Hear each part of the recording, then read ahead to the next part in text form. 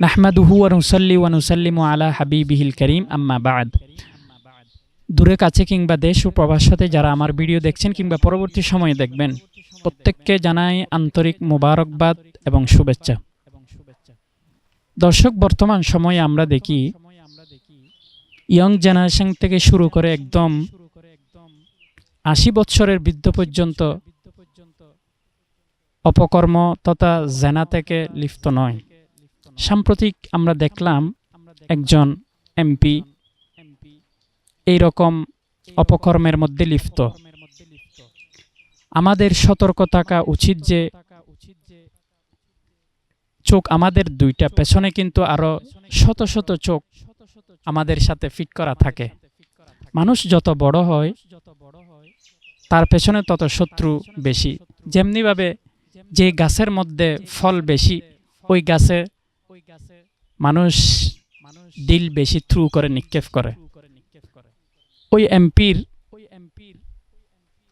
মাথায় রাখা উচিত ছিল যে যেহেতু ইসলামিক দল, ইসলাম সূচনা লগ্ন থেকেই ইসলামের বিরুদ্ধে ষড়যন্ত্র চলবে, কিয়ামত পর্যন্ত চলবে এভাবে।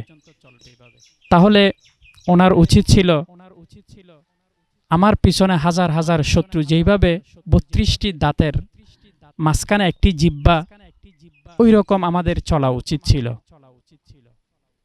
আপনি একজন ৮০ বছরের বৃদ্ধ হইয়ে আপনার নাতির সমান একজন নারীর সাথে অপকর্মের মধ্যে লিপ্ত।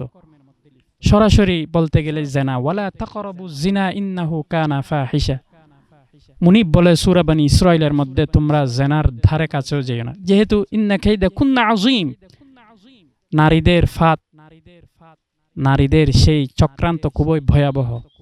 সেজন্য আমাদের সবসময় দুইটি জিনিস থেকে সতর্ক থাকা উচিত।